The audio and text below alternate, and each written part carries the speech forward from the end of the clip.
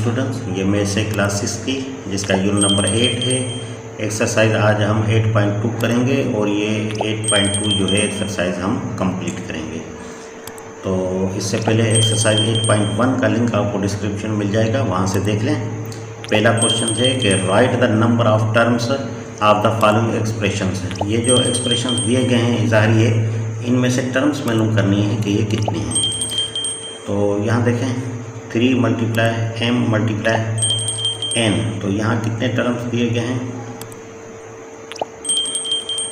तो ये बात नोट कर लें कि टर्म जो है वो प्लस और जो माइनस होगी वो टर्म अलग अलग करेगी। अगर मल्टीप्लाई और डिवीजन हो तो वो टर्म को अलग नहीं करेगी। तो यहाँ देखिए ये मल्टीप्लाई है तो ये एक ही रकम है, तो ये 1 टर्म है। तो ये p देखें ये भी एक टर्म है, एक ही रकम है। यहाँ देखें ये प्लस आ गया तो ये 2 टर्म हो गए, एक टर्म ये एक टर्म ये, यानी एक रकम ये दूसरी रकम ये।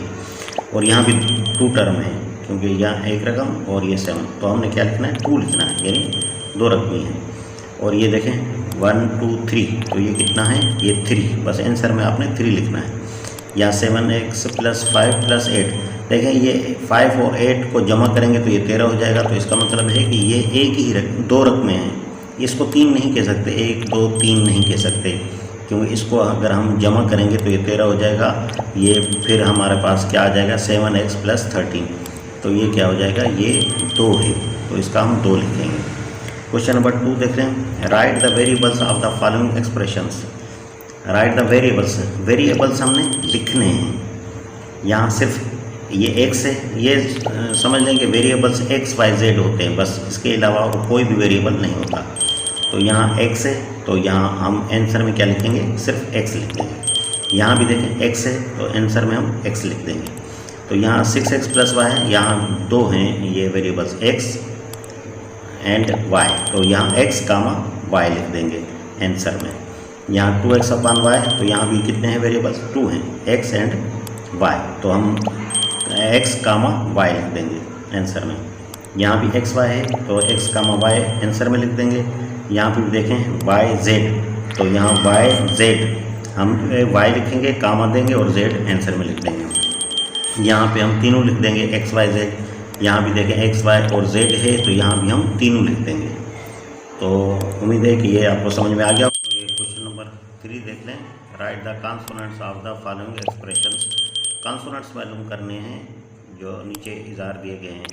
ये देखें कॉन्सोनेंट्स किसे कहते हैं, कॉन्सोनेंट उसे कहते हैं जो मुस्तकिल अदद हो, यानी अकेले में अदद आए। यहाँ पे देखें ये अकेले में अदद है तो इसका 2 कांस्टेंट है।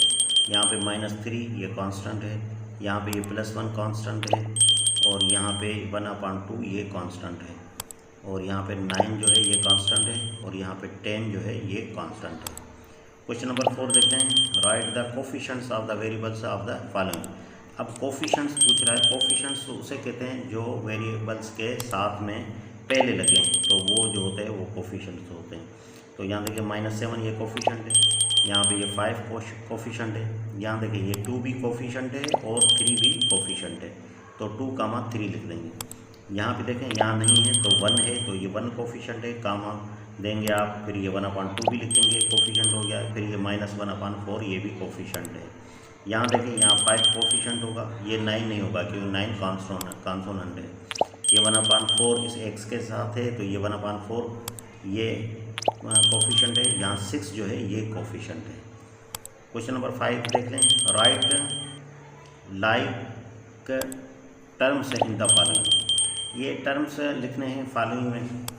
ये देखें ये 2xy कितने टर्म्स हैं ये लिखने हैं। यहाँ देखें ये 2xy है तो कहाँ दूसरी जगह 2xy कहाँ पे है, तो ये हमने सेटिंग किस तरह बनानी है, ये सेटिंग इस तरह बनानी है।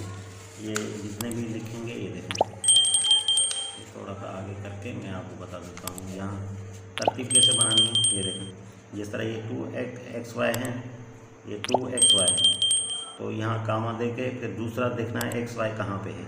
ये देखें 140xy, 140xy जो एक जैसे हैं वो एक ही लाइन में बना दें, और जो दूसरे एक जैसे जिस तरह -7 ये 4lm है, तो देखें 4 दूसरी जगह पे lm कहाँ पे है तो वो उसी लेवल पे आ जाएगा। देखें जिस तरह ये मिसाल दे रहा हूँ आपको, ये देखें एल एम है, ये एल एम देखें और कहाँ पे है, तो एल एम यहाँ पे इधर देखें, ये 5 एल एम, तो कामा 5 एल एम।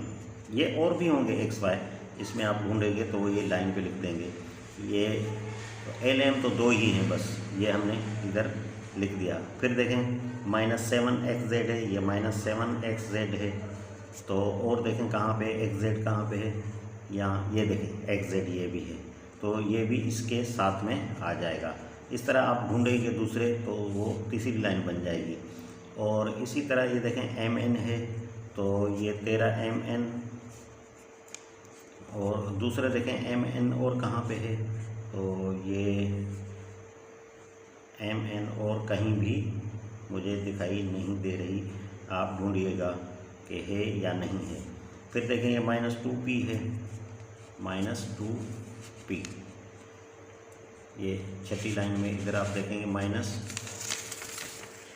-2p है, तो और 2p कहाँ पे है, ये देखें 46p, तो ये एक अलग लाइन पे आप लिखेंगे। तो ये इस तरह की सेटिंग आपने बनानी है, वही आपका आंसर हो जाएगा। तो ये थी आज की एक्सरसाइज, उम्मीद है ये आपको अच्छे तरीके से समझ में आ गई होगी। नेक्स्ट एक्सरसाइज तक के लिए मुझे इजाज़त दीजिए। अल्लाह।